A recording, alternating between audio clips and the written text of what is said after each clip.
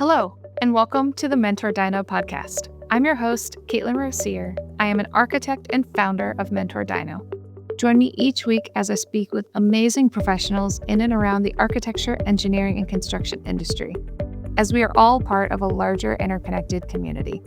We discuss everything from career stories, lessons learned, and advice for others finding their own unique career path.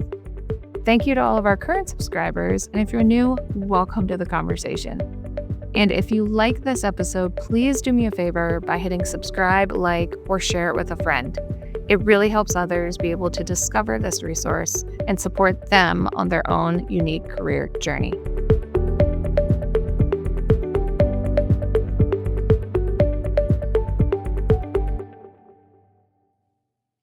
On today's episode of the mentorDINO podcast, I would like to welcome Jacob Edmonds, CEO of Duckworks and the host of Verify and Field podcast. And so thank you, Jacob, for taking the time to speak with me today. Yeah, absolutely. Thank you for having me on, and I appreciate having you on. You've already been on my podcast, and so I would love for anybody here to go and hear you talk about yourself on my podcast. Yeah, so even in the show notes for anything else I link, I'm going to be linking our conversation on Jacob's podcast. If you guys haven't checked it out, it is fantastic talking about casework, but we will get there in my other questions. But I always like starting out my episodes with asking you to introduce yourself so that my listeners can hear a little bit about your experience and journey so far in your education and career. Yeah, absolutely. My name is Jacob Edmond. I'm currently CEO and founder of Duckworks, and we are a company that specializes in offering drafting services to the millwork industry, largely in North America. That is most of my career background. I spent about 12 years working as a drafter, an engineer, and managing engineering departments for millwork manufacturing. Before that, though, I went to school for architecture, actually. Did my undergraduate in architecture, worked as an intern architect for a little while, and kind of found myself into millwork after that. Yeah. So as an architect, I want to dive into what school did for you. So studying architecture, there's so many people that have one view of it whenever they start going to pursue being an architect. So what was that college experience like for you, and, the decision to not go down that path? Because so many students get that feeling and they either just don't know what to do or they feel like they failed. So how was that experience? Absolutely. So, in growing up and in high school, I was one of those students that I was great at math. I was artistic. I liked to draw. I liked to build stuff. And so I kind of like naturally got coached towards architecture, and I was really interested in it.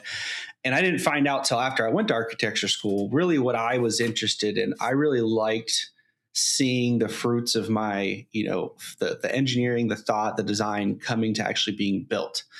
And what interested me about architecture, I worked a little bit in construction, and I really was more interested in residential stick-built architecture. I loved the idea of, and I loved being on job sites of seeing a house go up. And unfortunately, that's so much of architecture isn't that these days. And the other side of it was going through architecture school, at least undergraduate, it's a lot more theory, a lot more. What I always say is it taught me the design process. And I think a lot of people think you're going to come out of undergrad at least and be an architect. And that is not my experience at all. Especially I went to a 4-year program and would have had to do a 2-year professional degree. And initially that was my intention. But by the time I got to my senior design studios, I was really kind of jaded to architecture school. I felt like, the students who excelled and were kind of like the stars were the ones who really didn't understand what they were designing and how it would actually be constructed. And it was a lot more, at least when I was there. I was like, I wanted to learn Revit. I wanted to learn CAD. I wanted to learn the technical stuff. And that was not even available. They were kind of gave us a semester freshman year of like, here's the basics of Form Z and SketchUp and CAD and go figure it out on your own. And most of the students who did really well were great at presentation and Photoshop and kind of that type of stuff. And I always struggled with the presentation. I always loved to be in the kind of the meat of the project. My final design studio professor. We got this new professor, Dan Harding, who's still at Clemson.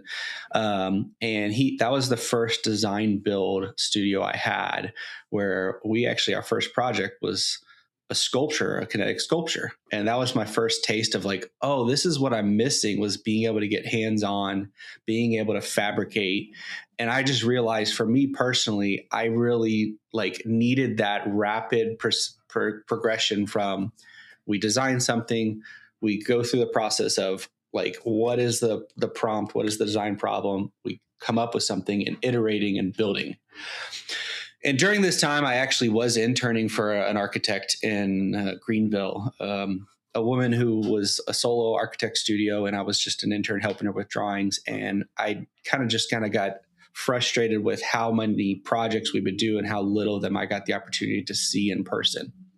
And so when I graduated, I decided, hey, let's take a break. I got married. I went and got a job. And that's where I really got into my first job, drafting for a door company that was building and fabricating doors. And I really just kind of took off from there and realized, like, this specific field, I get the chance to draw something today, it's in the shop tomorrow, and it's in the field the next day. And that really, like, just quick, it's fabricated. I get to be a part of seeing the fruits of my labor, satisfied me in a way that I wasn't able to get as quickly as I like to in architecture. Yeah, because even architecture school, looking back, it seemed like a really long project, but then getting in practice, and projects are multiple years of the same thing. You don't see it as fast as when you're on some of the smaller projects. And doing even residential, I have to advocate to my owners, like, let me on a job site. Like, I can help you. And I've done this, but the job sites is where the fun spot is. Like, you get to see things get built around you. You learn so much faster because nothing's perfect. You're going to run into something. You're going to learn something from a trades partner. So, but I know a lot of people tend to, when they pivot, many people I've seen go the construction management route. Mm-hmm. So how did you get your foot in the door on a fabricator side? Were they itching to bring you in to help teach you? Or, you know, when you have education one direction and you pivot, I find a lot of young professionals get worried on how do they show their value when they're doing a pivot. Yeah. Yeah. I mean, I think it was unique for me. We moved, I got married and we moved. And honestly, I didn't have a job. We went away, got married. My wife had a job. So we moved where she had a job, and I just like, I know I'll find something. And I remember getting back from my honeymoon, the day my flight flew in, I got a call back from this company that I had sent my application to. And they needed a CAD designer for doors. And at that time in my life, I still thought there was hey, I'll go a couple of years, I'll go back to grad school and I'll probably still pursue architecture, but I really had no clue. And so I was like, this is related. I have related skills. At that point, I had 2 years working as an architect. I felt like I was really sharp with my CAD skills and my design drafting. And so I applied for this drafting job. And that's really what it was they were an upstart door company and they needed somebody to do proper shop drawings. And when I wasn't that, then I was kind of helping on the shop floor.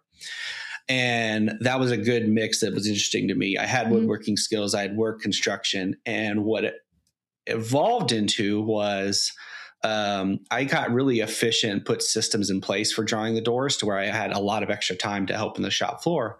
And I worked my way up, and they really wanted me to be a production manager, as I was the one doing all their elliptical and radius custom units, and which I enjoyed, I was good at, but I also knew, like, this isn't what I want for my career long term. One, I want to keep all my fingers, and in woodworking, if you've worked in it for any amount of time, you'll see people lose their fingers, lose tips of fingers, and it's a very dangerous industry if you spend your whole career, on the shop floor. Yeah, the odds are against you at that point. Yes, I'm in the Southeast. It's hot in the summers. We're in a dusty wood shop, and I was just sweating my butt off out all summer long. There's no air conditioning in the shop, and in the winters you're freezing your butt off. And I just knew I wanted to do something more than this. So I pivoted again a little bit, and I knew, hey, I enjoy the CAD side. I knew there was more. We were a very low tech shop there, to where I was drawing in CAD. We didn't have a CNC, and we were laying things out. The good thing is I learned how to do things the hard way, the old school manual way. But I knew, I was like, hey, I could be sending these templates to a CNC to get cut. Like, you're laying things out that I already have drawn in CAD. I can plot this full size. And I started I knew there had to be better ways. I started researching, learning more about the millwork manufacturing, and realized, oh, there's a lot of automation. There's a lot of technology that is available and other shops are using. And I found a cabinet shop that was nearby that was looking for an engineer. And I applied to that and was like, hey, I could see they're using this 3D parametric software called Microvellum. That sounds similar to Revit, which I had experience with. And I said, let me give this a shot, because it intrigued me what I had 2 years of experience at that point in time of, I know there's more that's possible on the technology side here. And so I made another jump and realized I don't want to go the production route. I really want to continue towards design and applying what skills I felt like I had to offer. And that was where I got introduced to the software Microvellum, which is really what kind of took off the next decade of my career of learning how to utilize software, engineer specifically casework and millwork, and then start to manage teams that do that and kind of build those processes for other companies. Yeah. So, and you talk about different routes.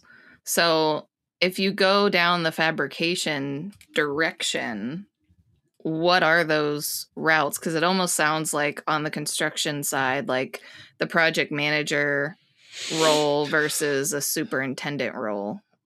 Yes. So yeah, kind of likening it to construction management is you have superintendents who spend largely their time on the job site managing the actual work being done on a job site, right? And in manufacturing, it's very similar. You might have a production manager that you're going to spend your time on the shop floor managing all the different cells of departments that are doing the manufacturing, versus the engineering and design side. You're learning the software, you're managing the team that is taking your client's design and really kind of the architecture of what we do. Mm-hmm. I had been exposed to, you asked about construction science, and a lot of people go into that, or construction management. We did have that program at Clemson, and a lot of people dual majored in architecture and construction science or construction management. I took a couple of those classes and very quickly realized that's not what for me.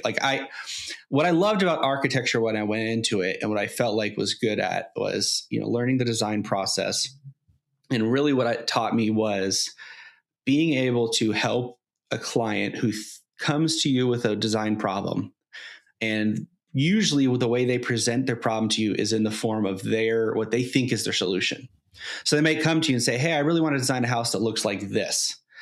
And your job as the architect is to really get to the root of what is it that they really want, as opposed to what are they presenting to you as their supposed solutions. And when you can do that, that is just that is what excites me. And that, I think, is when architecture is at its best. So many clients come to us as architects and they say, hey, the building department told me I can't do this renovation without an architect. I don't really want you, but I need you because I'm required to. Or, hey, I need you to tell me, how do I make this qualify, in code compliant for egress and fire and that stuff? Or it's, I need you to draw this for me. How many of us have gotten calls of like, hey, how much for a set of drawings? How much for, a floor plan? And they don't understand that what we're providing is a service, not prints. And so our job, and really what I did learn and what I loved about it, was that, getting to the core. And that applies to so much in the world, not just architecture. Being able to get to what is the core problem? I mean, I use it with my wife on a daily, weekly basis of hey, I want to do this project. I really want to turn this room into this. What are you really trying to solve? And getting to the core of that, because a lot of times we can help them with a solution that's better than they know is available or exists. And so the way we become great at that as architects is we know a little bit about a lot, and we know enough about all the different trades, about what goes into building a building, what goes into what each of the trades do, to then be able to leverage that experience and say, hey, I know this thing's possible. Maybe this would be a better way to solve your problem. But personally, I know I needed to go deeper than that. And that's where I really kind of ran with millwork and realizing okay, I get a chance to be very, very deeply knowledgeable in a specific niche. and using that knowledge to be able to help. Now, a lot of what it was is helping architects solve their millwork problem. They have this design intent that I want this lobby that has this hidden door behind a reception desk, and I want it to look, like the rendering. Okay, how can I help you get to that? And so often in the trades, it's the opposite. It's the trades, butting heads with the architect of like, well, that's not possible. You should just do it this way.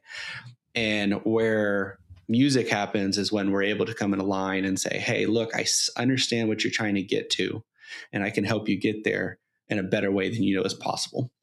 Yeah, because that's where I almost put you in the engineer category, because I always explain, architects know a little about a lot and engineers know a lot about a little. And some people, their minds, whenever they're trying to figure out their careers and where they go, some fit in a certain, I hate saying bucket, but direction on what makes sense for them. Like, I like being comfortable as long as I have my resources that I can pick up the phone and call somebody and go talk through a framing detail, or, hey, I know this is going to be an issue, or am I thinking too much about this? I rather have all those resources because I know I can't be an expert in everything because I touch too much. But definitely the advocating for what we do and expressing that we're more than just drawings. Like, you guys with Duckworks aren't just draftspeople that are getting stuff out the door. You're helping guide clients just like architects guide clients. Your clients just tend to be me and figuring out what we need to do. And I feel like we don't bring those partnerships in earlier. Everybody wants to just bring the GC in early to help with cost estimating, but that cost estimating can also be engineered and designed properly when you bring in those trades partners. So you don't have that combative battle on, well, the architect didn't even do this right, or there's 10 different ways to do this and it doesn't meet the design intent that the architect wanted at all, but they didn't communicate it properly. So what's the top mistake that architects are sending you? Well, the most common is there's still a lot of boilerplate spec writing. And I think that's understandable. That's expected. We all have that in all of our trades where it's, hey, we just kind of keep copying and pasting the same thing rather than rewriting it over and over again. But there is some education that I think our trade, could be doing a lot better, and it's not proliferated well enough. So there's still a lot of specs that insist on plywood over MDF and particle board. And a lot of that is based off of old information on material science that has changed over the last 20 years. Or bad experiences. I see a lot of schools, for example, where they insist on 2x4 or no wood touching the floors under the cabinets. And that goes back to schools in the past that have gotten flooded or water damage, and they just see the abuse and stuff. And so there's a lot of hard stances from architects on this of, hey, you got to follow the spec, even though we might come and say, hey, look, there's actually a better way now, and here's why this is a better solution. So, but outside of that, I think more of it comes in just that, like, I understand a lot of what we get at the millwork stage is early design development, design intent. And a lot of millworkers and a lot of tradespeople that don't understand what an architect actually is. Like, I think that in the US, at least in the construction trades, so many people see architects as what they were in the early 1900s. And that is not what architecture is anymore, right? You have architects and you have engineers and you have all these other things that are specific. And I think people in our trades think that, well, if architect doesn't know what I know, then they're no good. And they just think that an architect is supposed to be the expert on everything. And really what they're looking for is for us as the trade partner to come in and say, okay, I understand this is a draft of you're trying to communicate your design intent, and I'm supposed to turn that into reality. And that takes iteration and change in conversation of, hey, I want to make sure that I understand from this drawing, what is your intent? It goes back to what I was saying. Like, you've given me a proposed solution, but I want to understand the problem you're trying to solve and what is a non-negotiable about this design and what is maybe what you've intended as you think is your best solution. And so I think that's where it comes back to just communication. And obviously I think architects, if they can learn a little bit more about how the trades work and how I think too many of us are are hesitant or don't really understand that role. What are our roles? Hey, I'm open to dialogue. I'm open to communicating to you what my design intent is early so that we can get to what's important. And I think the unfortunate part is when those conversations don't happen, you end up with a subpar result that everybody just kind of has to live with. And when you don't have the millwork partner understanding, hey, these reveals in my wall panels were intended to align with the mullions from the glass storefront provider, but nobody on either side understood that to communicate and coordinate that outside of the architect. And I think we can make our lives less painful if we understand that up front and say, okay, all I got to do is go have a conversation with the glass guy and we can coordinate in a way that meets your design intent, but works for both of us. Yeah, because there's definitely opportunities that, you could fabricate adjustments in your design so then you can field verify and you don't have to refabricate the whole thing if you know what the intent is. I also advocate architects don't argue that they know everything, like how architects used to be the master builder. But, drawings were also used to be 5 pages, not fully detailed, and they would just have to make decisions on the fly in the field. That's how it was done. Right. And now it's changed, but it's bringing in that partnership. Anytime I run to an architect that finds that the trades are against him or her and just want it to be trying to stand up and not prove that they're wrong, I'm like, things are going to be wrong. You're human. Like, it's not going to be perfect. If you could create perfect sets, then probably wouldn't need you anyway. So I think GCs have also changed, particularly on the commercial side, but I think this bleeds over into large residential, is that the trades are so segmented now that, it is not what it used to be where you had a builder and then all of his crew building the whole project. And they would go from foundation, and land work to framing walls. Like every one of those things is an entirely different company at this point. And because of that, you end up with contracts for each one of them that are different. And there's a lot of like, well, that's not my job. I can't you step. And so that segmentation of the work causes it makes it a lot more difficult for the architect to say, well, hey, I want these things to be unified, but the GC has to say, well, is it him or is it him? And so we get into this with millworkers where the architect will detail something and you naturally say, I've got walls that are metal framing and I've got drywall on top of them. And then on top of that, I want millwork. But there's areas where it may make more sense to say, hey, don't even have the drywallers come into this area. Let the millworker handle it. We'll put our own structure in there and you're going to end up with a better product. But by that time, the GC probably has already signed a contract and given that work to a drywall guy. And so that's where these things that become competing with the ultimate, like what's best for the project versus what's in the contract and what's signed up and what people are getting paid for. A lot of those times that makes it way more difficult. It's not like the architect can just walk on the job site and tell the different trades, no, I want you to do this while they're doing it. That used to be a dynamic where you could go do construction administration and walk through the job site. That's not really the case anymore. Those trades don't work for the architect in reality. Yeah. And I think that makes it a lot more complex. Because even then the GC is usually with me anyway. And so it's, hey, I got these questions from these professionals, but then I still have to follow up with formal paperwork, go through the GC, then it gets disseminated down. So there's always those components and discussions that happen, but it's more fragmented than it used to be. And it's all to reduce finger pointing and liability and who covers what. And I also wanted to get into the story behind the company Duckworks, because I know as much as I love my little dinosaur, I always love your ducks. So why did you start your own company and what was the reason behind the name? Yeah. So I started my company.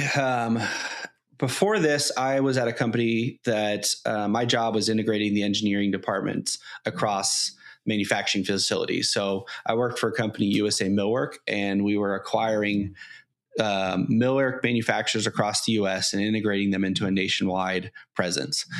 And while doing that, I started building a team of drafters in South America to supplement my staff there. It's very common in our industry that a lot of times we outsource drafting to teams offshore or overseas. And I really wanted to integrate that as a core part of our team, as a part of our internal structure.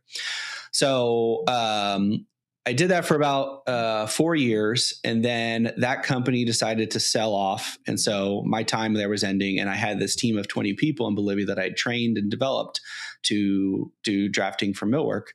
And so really Duckworks started initially as, hey, this is an opportunity for me. I had spent 12 years doing millwork engineering across 4 or 5 different companies. And I really wanted to share my skills and what I'd learned and help consult with other companies.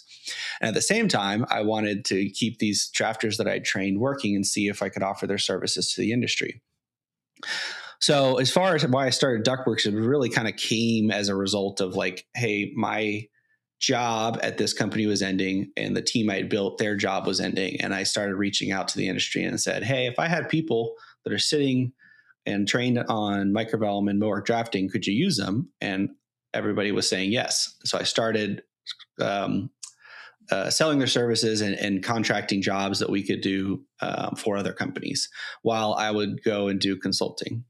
For the name, I had written a blog post. So through my time, I had started a personal website and would occasionally write blog posts to share my thoughts and learnings. And I'd written this one post called Be a Duck. And Duck was an acronym. Be diligent, be urgent, be consistent, and be knowledgeable. And I had, written that with kind of an ethos for myself and how I would teach my teams of like the core principles of being a good engineer and what would make us successful.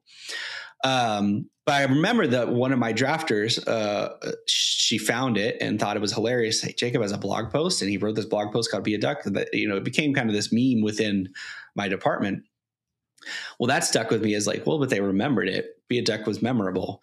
And when I needed to start an entity, I needed to have a company name. And I thought, hey, I could do Duck Millwork Consulting. And I had a good friend of mine who had his own successful company and was marketing. He was like, no, you need another syllable there. You need something after Duck for it's going to look better on a logo. He said, make it Duckworks. And I put that in the paperwork and sent my registration, and the rest was history.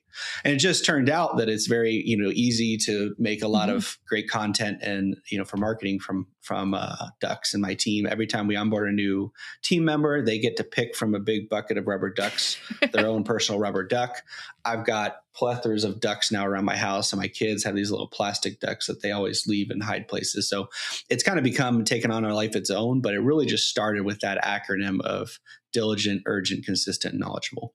Yeah, no, that's fantastic. I know people start sending me dinosaurs, like that stuffed animal over there. I forget what family member gave me that. I had another one, but the dogs claimed it as their own. Yeah, but you're going to have them everywhere before long. Exactly. But it makes it more fun than just like, your face on things or millwork. And it's just not that millwork's like hard or a stringent type of thing, but Duckworks keeps you open for the brand. So then it can also let your team grow, change, and pivot as you figure out the company. Yeah. Branding was something that was important to me early on because I always felt like, particularly in millwork, like we're behind the times and everything was very stuffy and like everybody had a saw blade on their logo. And I just felt like I wanted to be different and wanted to stand out and be a little bit more young and lively. So Ducks made that a lot easier. Yeah. And so how do you actively build that teaching and mentoring culture with your team since a chunk of your team is down in Bolivia? Yeah, absolutely. So I do go down there at least 3 or 4 times a year. Early on, it was a lot of me doing all the, like I taught every one of our initial, 20 or 30 drafters directly. Fortunately, before this, COVID hit. And so really before I started building this team down there, I had 84 drafters and engineers across the US. And we had all gone remote. So I had to figure out how to be like, we're not in the same place, but we can make this work. And so a lot of that, like we spend a lot of time on Teams calls like this. Outside of that, with drawings, as like there's a lot of redlining and a lot of marking up and a lot of like working from red lines. And that doesn't really change. We use Bluebeam and there's a lot of correlation or correspondence and kind of coordination going through things digitally anyways. But yeah, teaching and learning. I mean, one of our core values now is always growing. And so I think as architects and engineers, we naturally tend to be forever learners. But that is something that is important to us in our recruiting and our filtering of who we hire. And then we actually 2.5 years ago, we've always kind of had some of our lead people designated as our trainers. And we actually made one of them a full-time training coordinator, and actually have grown that team to 2. So constantly investing in, not only do we train onboarding new people, but as people come on, our people go from drafter 1 to drafter 2 to drafter 3 to senior drafter to team lead. Like, it's building into the structure of our organization that growth and learning is vital for our success, but also on the individual level. And we try to, make that a core part of our culture and reward it.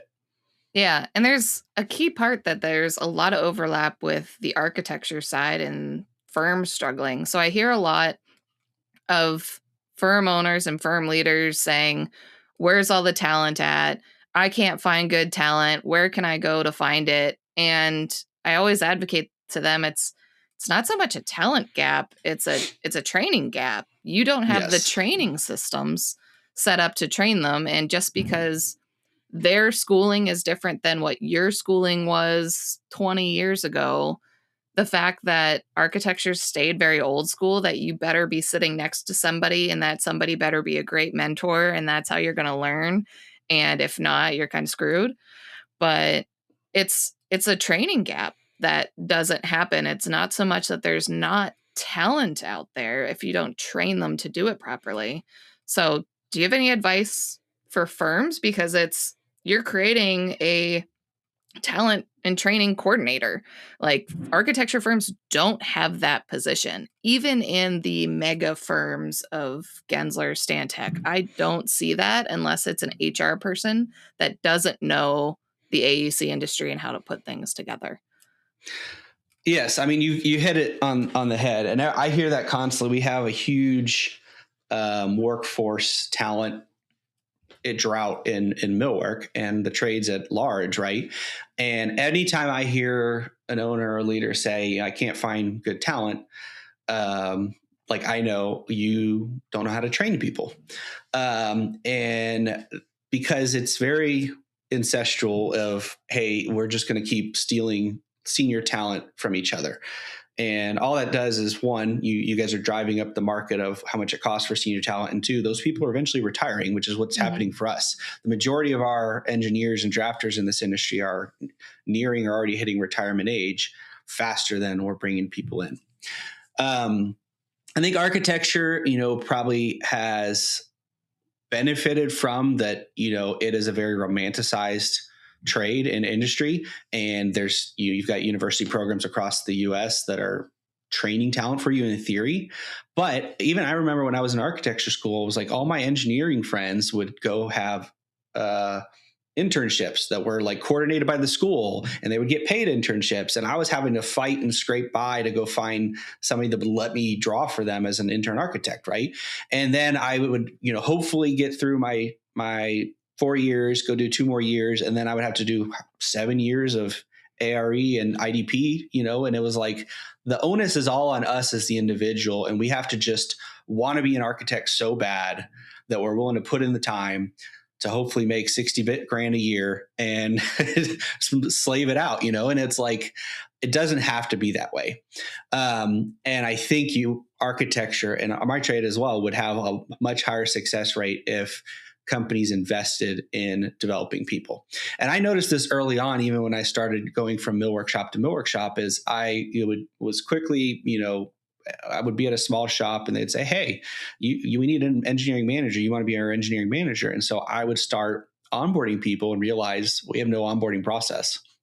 And I would feel guilty, like on day one, I'm having to clean out their desk from the last person. I'm having to put together a plan because I wanted them to feel like they made the right choice to come work for us. And so very early on in my career, I realized we lacked that. And I felt like I wanted it to be, it needed it to be successful. And I wanted these young people that I was hiring to come in to feel like, hey, I'm glad I made this decision to work here which is not how I felt most companies I went to. And so it started, I think, then of realizing, okay, I need an onboarding plan in general for people. And then that bridged into, well, how am I going to develop them from an onboarding plan to being a successful individual contributor? And in Millwork, I very early on was recruiting from adjacent experience because there's no millwork schools really. There's very few. So I would hire people that maybe had a CAD tech degree or were architecture in the past, and I could translate and teach them millwork, but I knew that I had to teach them to learn to make them capable of doing this. And so I guess just naturally, I decided, why compete and try to just keep recruiting talent from other people if I can build it myself? And I knew that I could do it because I did it myself. I came from no millwork background and learned and figured out, well, what would have made my experience coming up better, more successful, more repeatable? And that's really what I've tried to do with Duckworks is, we come alongside our clients to help them solve a problem. And I think it's very easy to look at that problem as like, we're just producing drawings. But really what we're doing is we're providing people, because that's what our clients are struggling with. Our clients know how to engineer without us. They just have a capacity issue. They have they don't have enough talent to get the work done. And so we don't try to come in and say like, hey, we're trying to help you and make you do better drawings than what you do on your own. It's, we can give you capacity and we can integrate with your systems in a way that makes it streamlined. And so that means developing our people to be as self-sufficient as possible. Our purpose, we say, is we grow people who grow businesses. And so I always try to come back to that as like, what are we doing that's actually truly growing our people to prepare them to be able to help our clients grow their businesses? And I think, honestly, if more architects had that same mentality of, as opposed to just systems and software and technology, it's how are you investing in your people to have them grow your business and make things possible? Yeah. And it's that delegation tool, because since going off and starting my own firm, I have found there's more resources that I didn't realize were available that I used to do all in-house. And you're, especially as a young professional, like stumbling through trying to figure out, okay, what casework details and can I grab from another project, or what's in the library? Does this actually work? Who knows?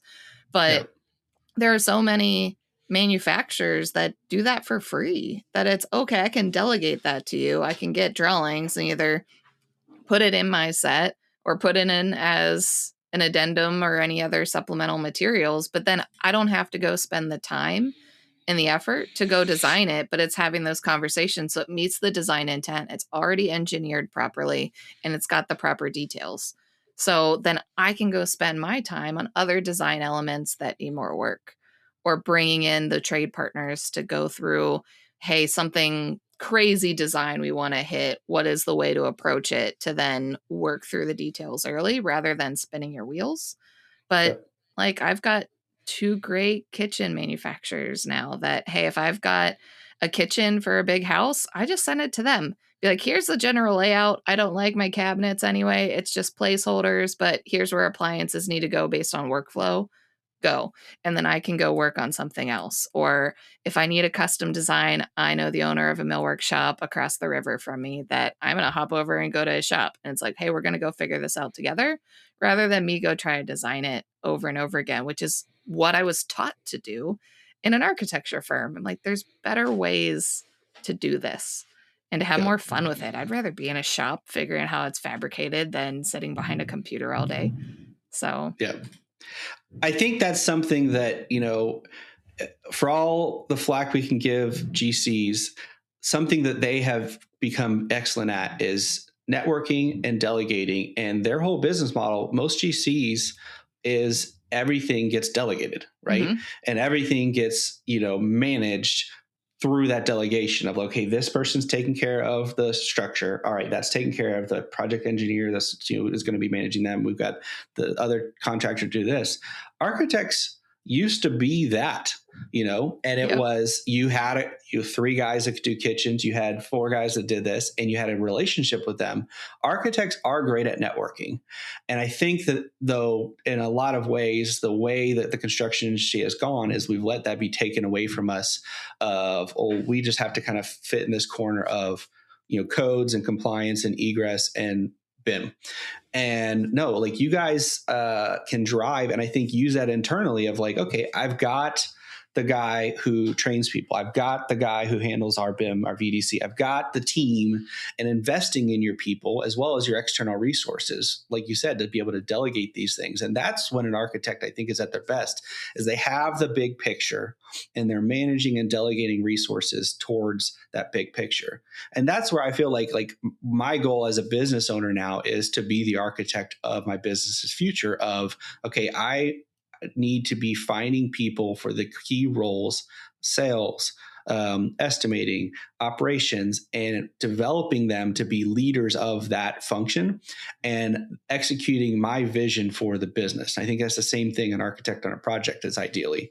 And I think when architects translate that well to their business, I mean, a lot of them do it, but I think more of them could take what they're good at, which is that big picture thinking, and reflect inward on how they're structuring their business.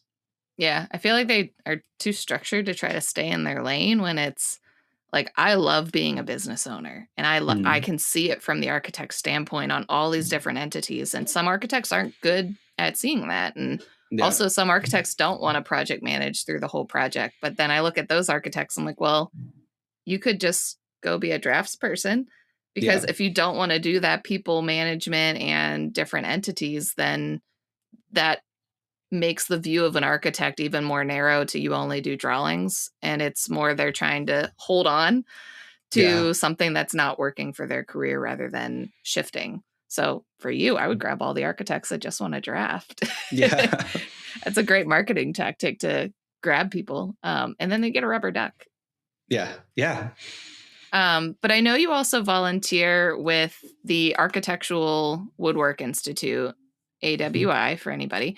So how does working with that organization and volunteering helped your expertise and grow your business? Yeah, absolutely. So AWI is, basically the largest, I'd say, trade organization for our customer base in the US. There's a couple others. There's AWMAC in Canada, and there's Wood Institute. But it's really been an opportunity, first and foremost, to understand our clients' needs and our clients' perspectives. And so they hold 2 conferences a year.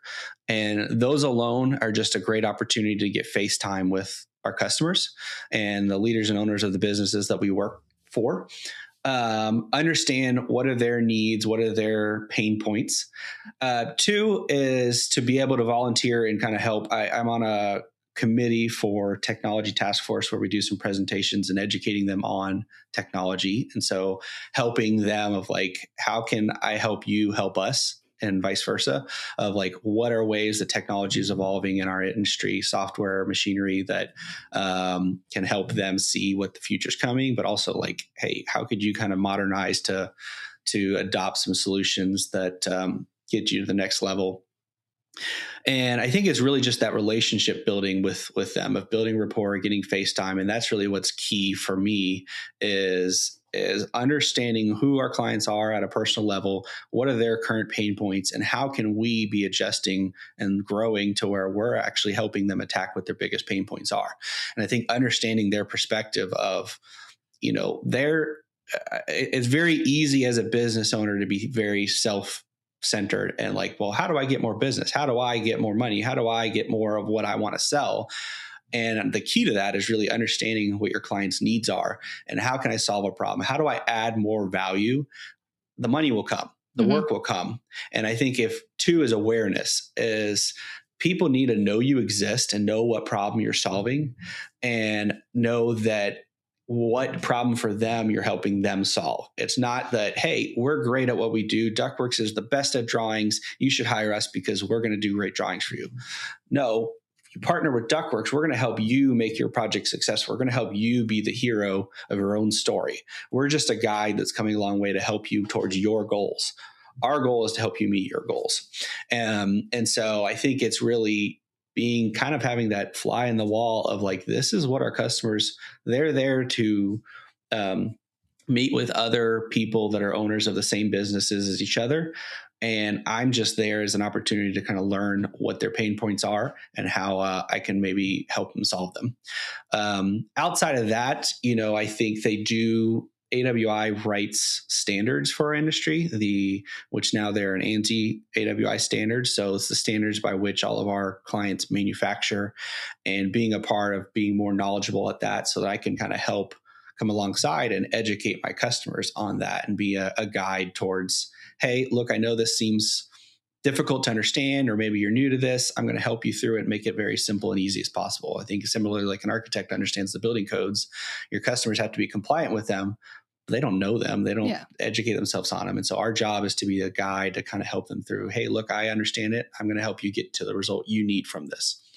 Yeah. So then you're not trying to spin your wheels on it and figure it out, but also trying to take the hat on, not just trying to get the next business project, because you never know where projects are going to come from and future clients. So it's all the relationship side and the long term. And sometimes it's you gain work and sometimes you can help other people. I love being able to refer others to projects that I can't help them on, or a different service that's not even architecture. And it's like, oh, if I know somebody that's really good at their job and they can really help this individual, I love giving referrals out because I'm at least guiding them to somebody I know can help, and they don't end up down the bad rabbit holes and dead ends. Yes, that is something that I think not enough people understand or appreciate the value of. Is one, I always want to be able to help my clients. And if I don't personally have the service to be able to solve their problem, I want to be able to point them in the right direction. And so networking is a big part of that. Is one, I'm constantly steering people that I meet, like, hey, you should talk to this company over here. They have a solution for what you're talking about. And I know them and I'll introduce you to them. One, that adds value, that right there of directing people, just as homeowners. Our neighbor asks me, hey, do you have an HVAC guy? Yeah, I do. And I've already worked with them and I know that they're trustworthy. And as professionals, that adds value. You should always be growing your network to be able to have a response. It's way more valuable than sorry, I can't help you, things anyways. And two, that often comes back because when people learn that about you and they say, hey, Caitlin, I remember you pointed me to this other guy and he was a great help. And the next time they come across somebody, they're going to refer you. And they're going to say, yep, I know Caitlin. She's a great architect. And if you're in those services, I can't solve that for you, but I'm going to point you to Caitlin. It really does come back, and being able to build that network of other professionals that say, hey, look, I trust you. I've built a relationship that I know who you are. You're a good person and I wouldn't mind doing business with you. Even if you don't have the product that I need, I may know other people who do. And so building that network is huge, huge, especially if you're starting out in business or you're in a stage where you're struggling. I've gotten so many leads that I met 2 years ago, and it took them 2 years to finally get to the point where they're like, you know what? I really do think we need what Jacob is offering. Let's give him a call. Yeah, because they take time, but it can have great legs. And it's like trying to find that advocate when you're in a big firm who will advocate for you when you're not in the room. That's exactly what referrals are. And it's you're not in the room to advocate for you. So make sure you guide people in the way that they can drive people towards you. Yeah. So, but I also wanted to hit that you're also a podcast host for the Verify and Field podcast, which focuses on millwork. So what originally inspired you to start podcasting? Yeah.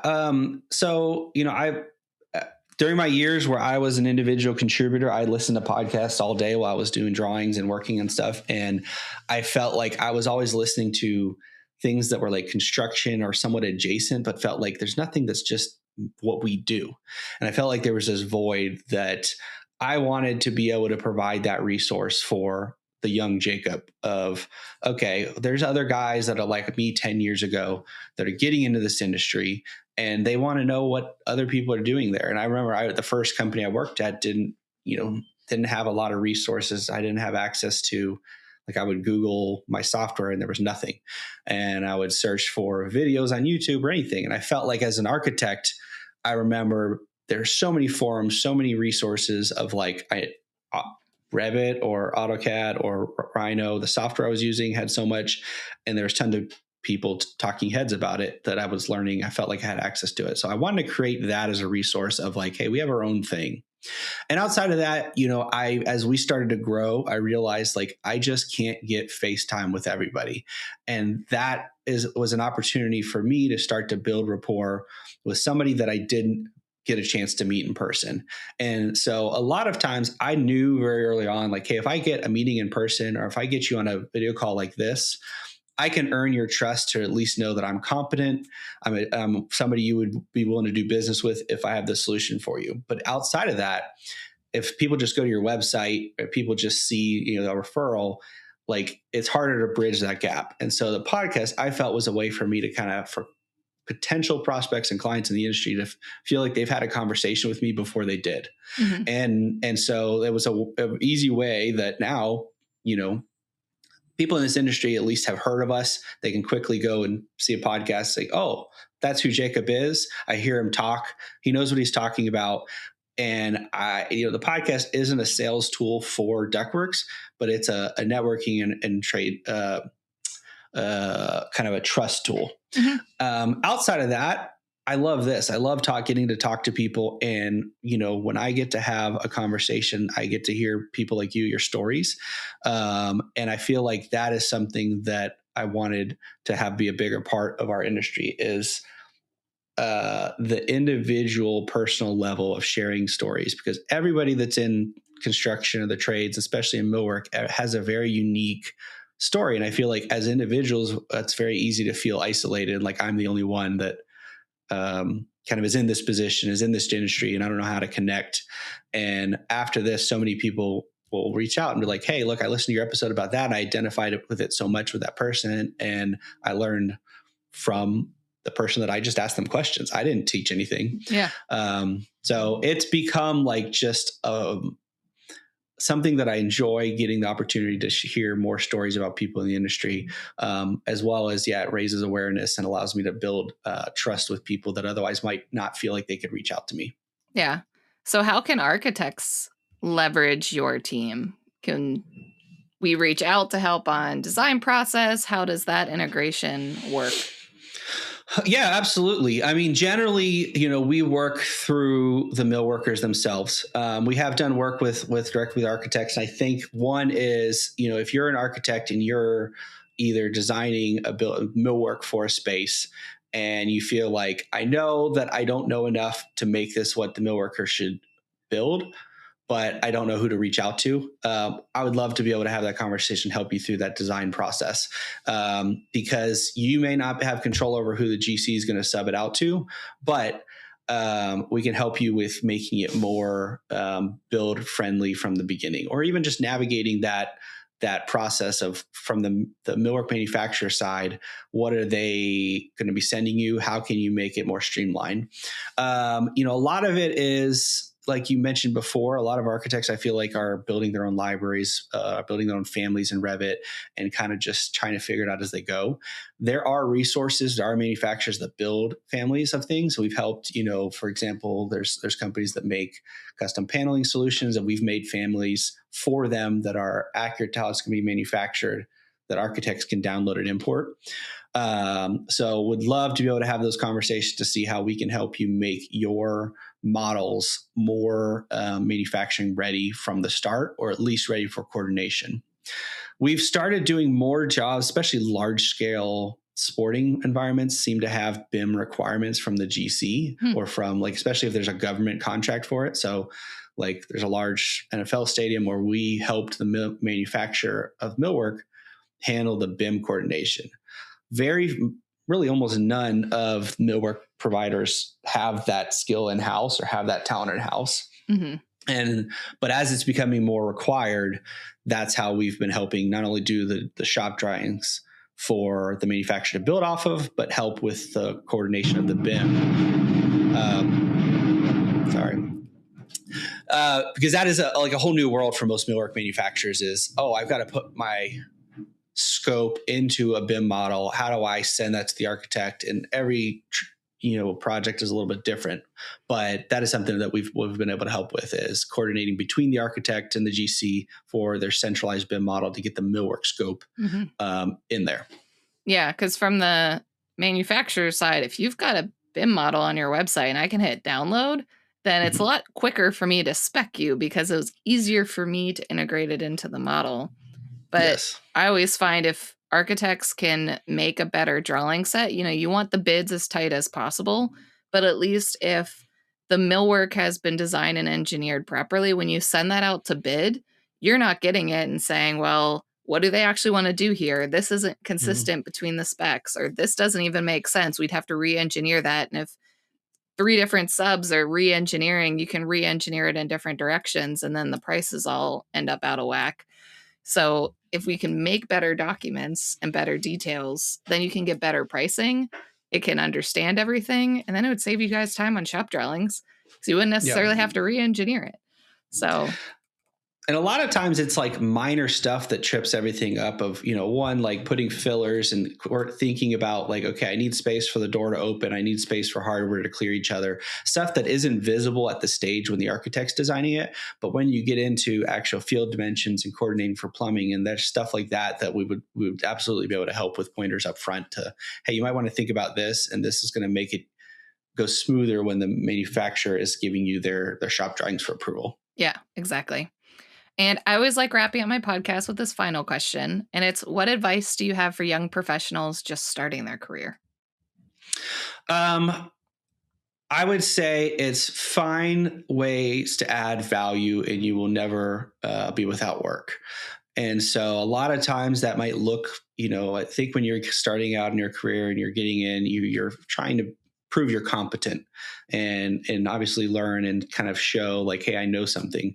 But a lot of times there's ways outside of like, hey, I might not understand building codes fully yet, or I might be tasked with contract documents. I'm still trying to get comfortable with this part of Revit or whatever my company system is. But just finding ways to add value and solve problems for your supervisor, your manager, goes a long way. And if you're that person that is easy to work with, you communicate well, and you make everybody around you's life easier, like there's always going to be a place for you. And that is just what I've always done is, as finding ways to figure out, can I streamline a process? Can I simplify something, or can I take something off somebody else's plate in the department that's going to make everybody's life easier? And if you're a person that people trust as a safe set of hands, that they know, hey, if I give this to Caitlin, I know that if she doesn't understand it, she's going to ask questions and figure out a solution. That goes a lot further than being the person that just knows everything. Yeah, definitely. And I can definitely attest to that with a variety of architecture firm sizes that I've been in. Yeah. But even starting my own, it's, I got to go find the answer, and nobody's going to do it for me. So yes. You got to shift.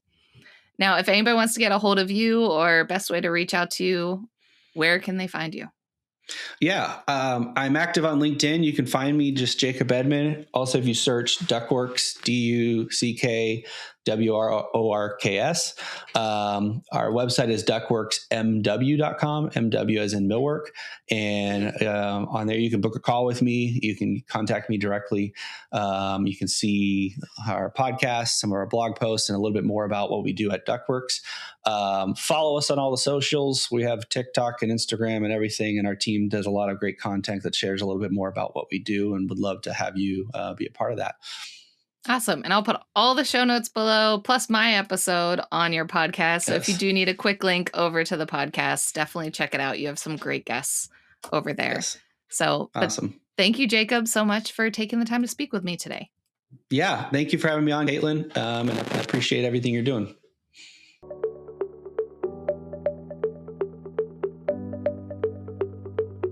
I hope you enjoyed our discussion today. Learn some advice to take with you, and see how our industry is all tied together to create the world around us. Check out the description below for any links or resources we discussed. If you liked the episode, please do me a favor and hit the subscribe button. Give me a thumbs up and leave a comment below. It really helps others be able to discover this resource and support finding that career path that best works for them. If you know someone that has inspired your own career that you'd like me to interview, let me know in the comments below, or you can reach out to me via my website or LinkedIn. I'd be happy to share their story or your own.